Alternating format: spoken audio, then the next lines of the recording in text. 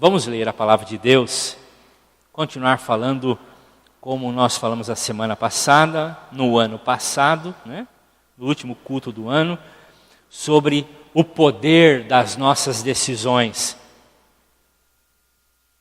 Nós queremos lembrar os irmãos de que as nossas decisões, elas determinam como chegaremos como pessoa, como família, como ministério, como profissão.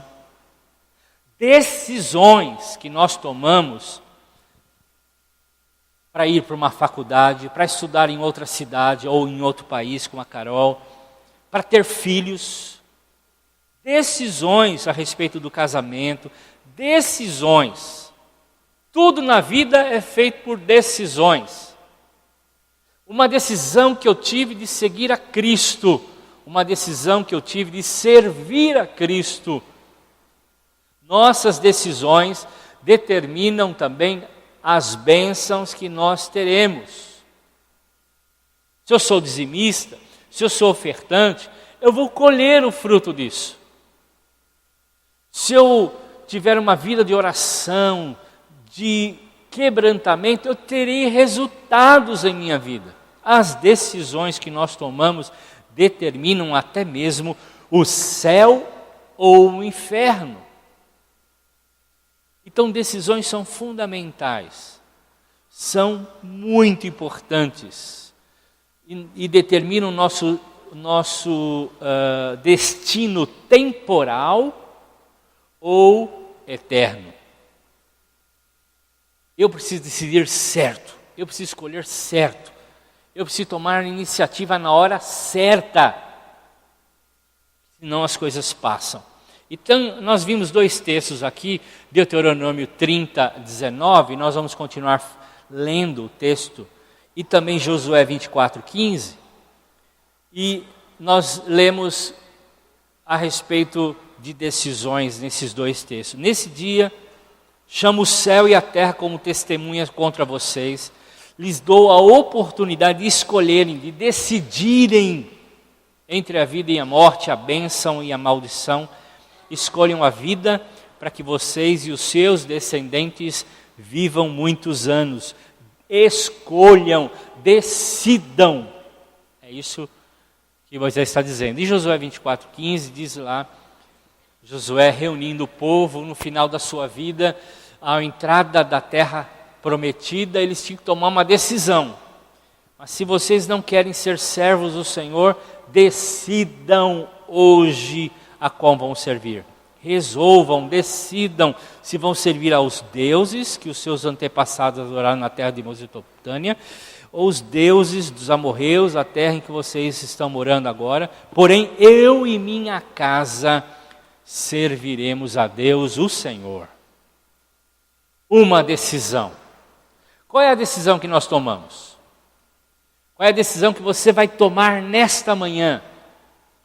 Ela pode determinar o seu futuro. O seu futuro.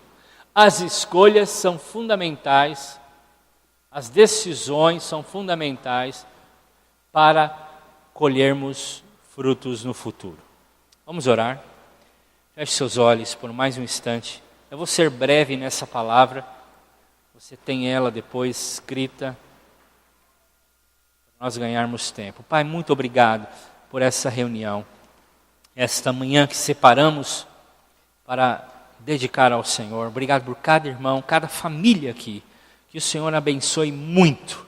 E agora a Tua palavra, Senhor, possa vir de encontro ao nosso coração.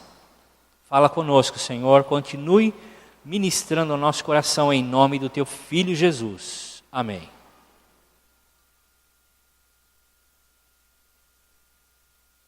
Nós decidimos se vamos escutar ou não a palavra. Nós que decidimos todas as manhãs se vamos abrir ou não a Bíblia. Se vamos gastar tempo de oração, 15, 20, 1 hora por dia de oração. Nós decidimos. A escolha está nas nossas mãos. Eu disse a semana passada que essa é uma área que o diabo não pode. Ele pode influenciar, ele pode de alguma forma fazer com que o seu mundo seja tão bagunçado que você decida errado. Ou que você vive em tantas pressões que você tome decisões erradas. E quantas eu já tomei? E quantas talvez você já tomou? Decisões. Por isso, vamos continuar falando. Já falamos sobre 10 decisões semana passada. Vamos falar de algumas ainda hoje. A primeira delas é uma das mais importantes, que é a decisão nossa de tomar a cruz todos os dias. Que esse 2015 seja definido, seja muito bem claro para a sua vida de tomar a cruz diariamente. E você decidir ter uma vida de crucificação diária.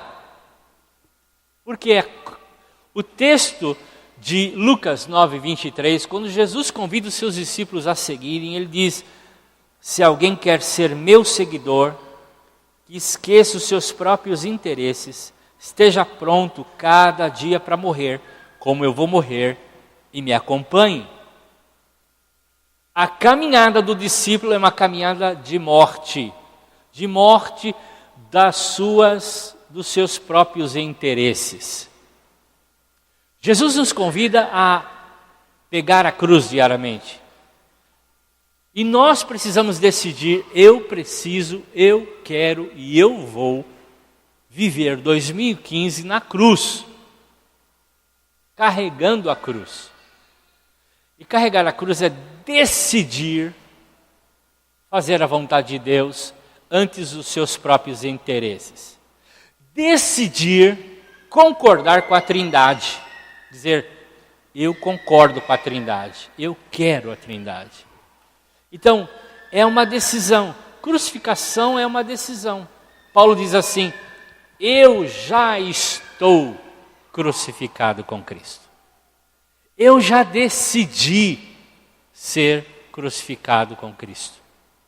É uma decisão que nós tomamos. É uma posição que deve ser feita com relação às coisas do mundo. Paulo diz assim: eu me orgulharei somente na cruz do nosso Senhor Jesus Cristo, pois por meio da cruz o mundo está morto por mim e eu estou morto para o mundo. Paulo diz assim: eu decidi que eu estou morto para o mundo e o mundo está morto para mim. Eu decidi viver esse tipo de vida. E nós, em 2015, temos que tomar essa decisão. Eu tenho que viver menos interessado pelas coisas do mundo, pelo que o mundo me oferece, pelo que o mundo me oferta. A oferta do mundo é morte. A morte de Cristo é vida. A decisão de morrer com Cristo é vida. E ele vai dizer isso, dizendo: se a semente não cair na terra e não morrer, ela não germina, ela não vive, ela não produz. E a vida de Cristo em nós só produz quando nós morremos, ou quando nós decidimos, o mundo está crucificado para mim. O mundo morreu para mim, e eu morri para o mundo. Então decida, 2015 seja o ano da cruz. O ano da cruz. Seja um ano que eu diga, eu vou viver menos para o mundo, ou eu vou romper com o mundo, com as coisas do mundo. E vou viver o reino de Deus neste mundo. Eu vou viver para Jesus neste mundo. É uma decisão que nós temos que fazer. A gente tem que decidir se é com Cristo ou sem Cristo. Se é cruz ou vida do mundo. É uma decisão. Decida bênção ou maldição. Segunda coisa que eu queria trazer é decida ser transparente. Seja um homem e uma mulher transparente. Ou como diz um irmão que escreveu o livro, Eu esqueci o nome do camarada agora, mas eu posso depois escrever e mandar o nome do livro, o nome da pessoa que escreveu o livro. O Homem de Vidro. É um livro. E fala da necessidade de cada um de nós de sermos transparentes, de termos uma vida de transparência. A nossa igreja é muito conhecida pelos vitrais. É só falar assim, onde que é a sua igreja? O lugar onde se reúnem. É um lugar assim, que tem uns vidros. Sim, tem uns vidros assim. Hoje se usa muito vidro, né? Transparência, luminosidade, enfim. Nós precisamos ser transparentes. Transparentes. Em Salmo 139, o salmista diz isso. Deus nos olha assim, transparentes. Ele nos conhece tão intimamente e tão profundamente, que coisas que nós achamos que estamos escondendo, Ele vê. Então a decisão de nós sermos transparentes para alguém, uma decisão de revelar coisas do nosso caráter, dificuldades que nós temos no nosso interior, é fundamental para o nosso crescimento. Que neste ano, para o seu discipulador, ou você busque um discipulador, para os seus líderes, você seja transparente, mostre-se. Isso é tão importante para o seu crescimento, quanto orar e ler a Bíblia. Porque quando você é transparente, abra o seu coração, põe para fora o que está no teu coração, expõe a sua necessidade, ou o seu pecado, ou as suas lutas a alguém maduro que tem um compromisso com você, você cresce, você tem um parceiro de oração, você tem alguém que vai te carregar junto com você. Faça isso, experimente isso, é muito importante. Nós temos algumas faces. Nós temos a face pública, que todo mundo conhece, aquele Cleverson que todo mundo conhece, mas eu tenho a minha face privada, que só minha família conhece. Eu tenho a face da consciência, aquela que eu tenho conhecimento de mim mesmo, mas eu tenho uma outra face, a da subconsciência. É aquilo que eu faço às vezes, que eu digo, mas por que eu fiz aquilo? Por que tomei certas decisões? Nem eu sei. E lá no subconsciente, essas coisas só podem vir à tona quando eu sou transparente. Quando eu abro o meu coração para Deus e quando eu abro o coração para mais alguém. Aí eu sou curado, aí eu sou transformado. Aí as coisas vêm à tona para serem curadas, tratadas. Não vem para me expor, não vem para me envergonhar. Vem para me tratar, para me ajudar, para me crescer. Então, decida ser um homem, uma mulher de vidro. Transparente diante de Deus, transparente diante do seu cônjuge, da sua família, transparente diante dos seus pais, se você é filho, transparente com a sua liderança, com o seu discipulador, diante da sua igreja, na realização da obra do Senhor, seja transparente. Também lá no seu trabalho secular, no seu emprego, seja transparente nos seus negócios, seja transparente. Tome uma decisão nesse ano 2015 de ser um homem e uma mulher de vidro. A transparência é fundamental para o nosso crescimento. Falta de transparência é pecado.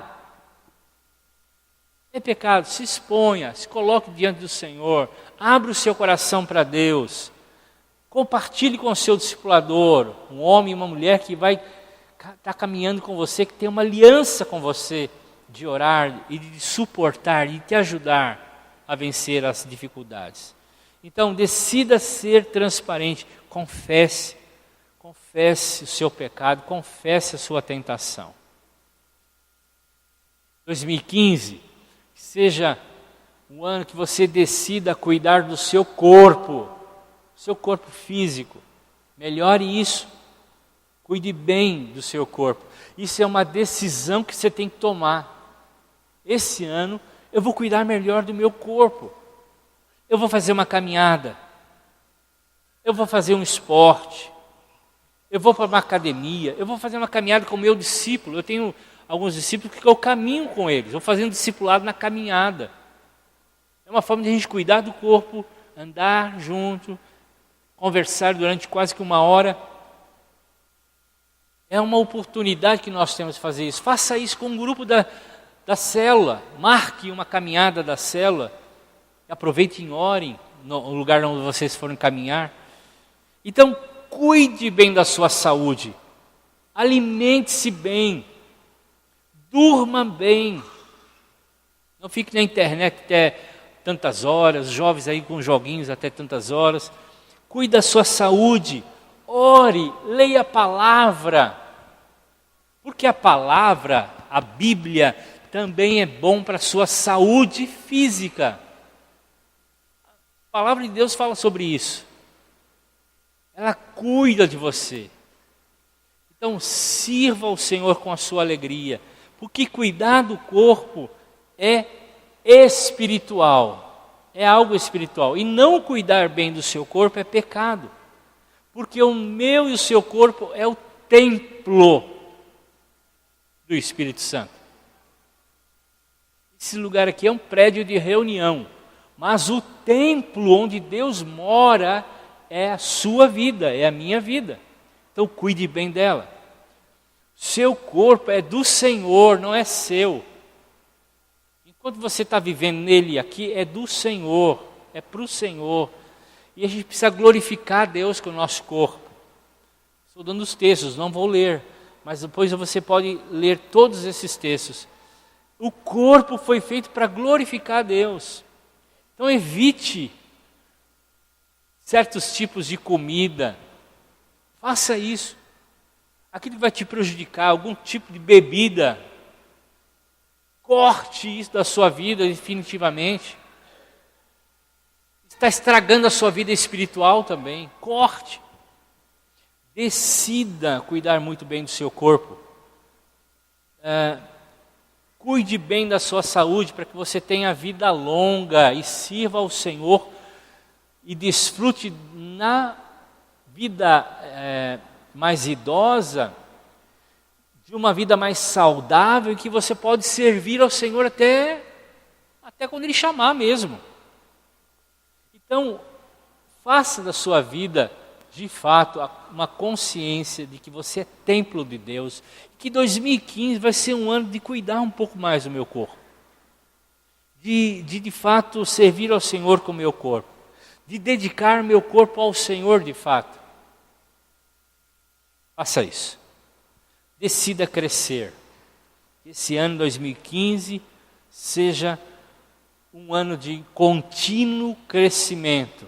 Você que está parado na vida espiritual, no crescimento espiritual, esse pode ser um ano de que você decida crescer mais. Vai fazer o CTM, os cursos do CTM. Vai participar de alguns congressos que nós sempre estamos indicando aos irmãos. Vai participar ativa e profundamente da sua vida de célula, evangelizando e cuidando bem de alguém. Leia bastante.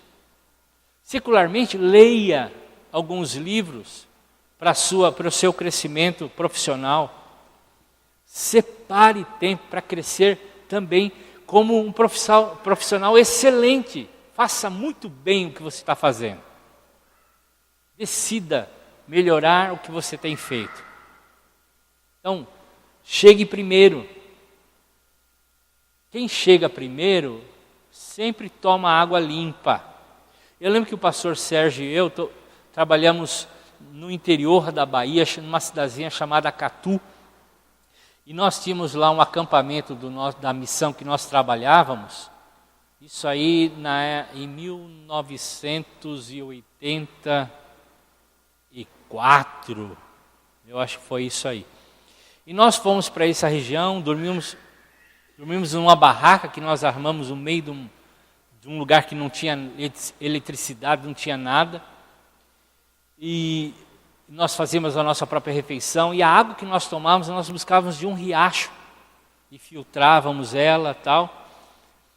Mas nós tínhamos que chegar cedo, antes dos cavalos. Que numa fazenda ao lado tinha um cavalo e eles pisavam na água e vinha água suja. Se a gente acordasse tarde, pronto, nós tomávamos água suja. Quem chega primeiro toma água limpa.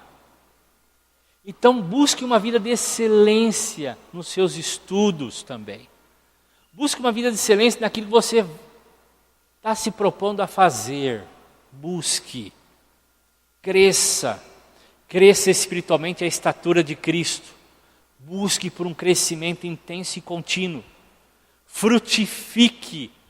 Porque frutificação é consequência do seu crescimento. Quando uma árvore amadurece ou cresce, ela começa a dar frutos. Assim também a nossa vida espiritual. Cresça e comece a dar frutos para o Senhor. No evangelismo e cuidando bem de alguém. Decida multiplicar. Decida multiplicar. Eu vou ajudar a minha célula a multiplicar. Eu vou gerar filhos na fé. Eu vou crescer, porque quando nós crescemos, e só os pais aqui que têm filhos sabem disso, o nível de maturidade de um casal aumenta e cresce muito quando o filho vem. Quando você tiver filhos na fé e estiver cuidando deles de fato como deve, você vai crescer exponencialmente, vai crescer muito na fé. Você vai ganhar um outro nível de crescimento. Deus te capacitará para isso. Decida então multiplicar. Faça grandes orações. Tenha uma grande visão. Aumente o seu tempo de oração. Faça isso. Decida ser santo. Estamos terminando. Decida ser santo. Ter uma vida de santidade. Corte coisas na sua vida que têm levado você à regressão espiritual. Corte. Decida. Eu não vou fazer mais isso. Eu não vou mais ter esse tipo de atitude. Decida ser santo. 1 Tessalonicenses capítulo 5, verso 23, fala que Deus, que nos dá paz, faça com que vocês sejam completamente dedicados a Ele, ou santos. Porque santidade significa uma vida completamente dedicada a Deus.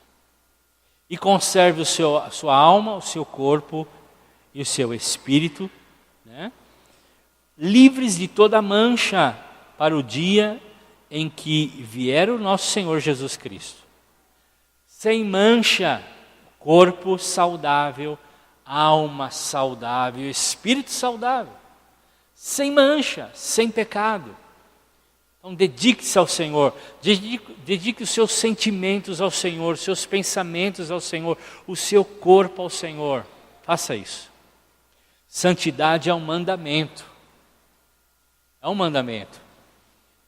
A palavra de Deus diz que nós precisamos ser santos, como Ele é santo. Santidade é a única condição para entrarmos no céu. A Bíblia diz em Hebreus que sem santidade ninguém verá Deus. Ninguém verá Deus. Então, decida ser santo. O Senhor te fez santo na sua obra na cruz do Calvário. Decida perseverar nessa santidade. Decida não se contaminar com as coisas do mundo. Decida romper. Passou 2014 com algumas coisas? Decida agora romper definitivamente com essas coisas que te fazem pecar. Santidade deve ser o nosso estilo de vida. A Bíblia diz que nós precisamos ter alvos às nossas vestes, alvo às nossas vestes, e jamais faltar óleo sobre a nossa cabeça. Decida que a sua vida vai ser santa. E o último é o que nós cantamos nessa manhã. Decida ser grato. Desenvolva um estilo de vida de gratidão. Tire toda a murmuração da sua mente, do seu coração. Seja grato por tudo. Conforme as dificuldades vierem e as coisas do mundo estão mais difíceis, mas desenvolva um coração grato. Senhor, muito obrigado. Obrigado, Senhor, por essa prova. Obrigado, Senhor, por essa dificuldade. Eu vou crescer com ela. Eu vou amadurecer com ela. A gente tem muita justificativa para dizer, não quero ser grato. Eu não tenho nada para agradecer. Mas quando a gente é grato, a gente se livra de muitas dificuldades. Por exemplo, Ana, antes de ler esse texto, Ana esperava um filho. Ela tinha muitos sofrimentos por causa disso. Ela se humilhou e buscou o Senhor. E por causa da atitude de gratidão de Ana, ela louvava ao Senhor. Deus deu a ela mais do que um filho. Deu 3 filhos e 2 filhas. O salmo que nós estamos ali, Salmo 116, 12. O que eu posso oferecer a Deus, o Senhor, por tudo que é de bom que Ele me tem dado? Eu tenho que só agradecer a Deus. Ter um coração grato.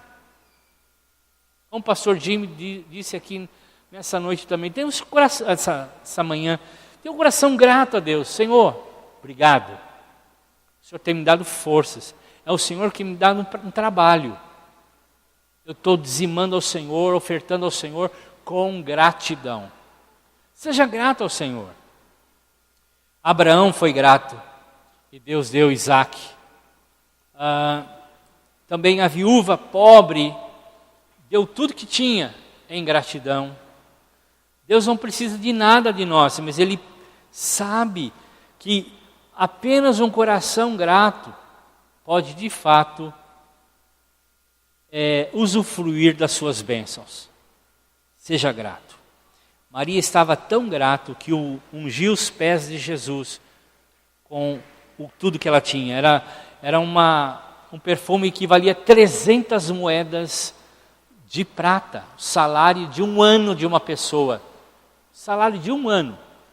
Ela derramou em gratidão a Deus por tudo o que Ele tinha feito. Os 10 leprosos, enfim, há muitos exemplos de pessoas gratas ao Senhor. O que eu darei ao Senhor como oferta? O salmista responde no Salmo 116, verso 13.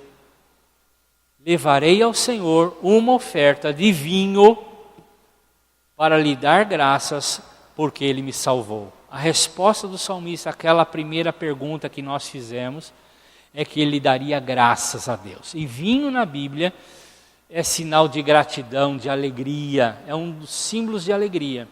E vinho era usado em todos os sacrifícios de gratidão. Estão aí os textos, não vou ler, mas você vai poder depois estudar um pouco mais sobre isso. Todas as ofertas de gratidão no Velho Testamento tinha vinho. Então ele diz, o que eu vou fazer se não levar vinho para o Senhor? Agradecer ao Senhor, me derramar diante do Senhor, me colocar completamente diante do Senhor. Então, desenvolva uma vida de gratidão. Decida tomar sua cruz. Decida ter uma vida transparente. Decida cuidar do seu corpo. Decida crescer. Decida ser santo. E decida ser grato.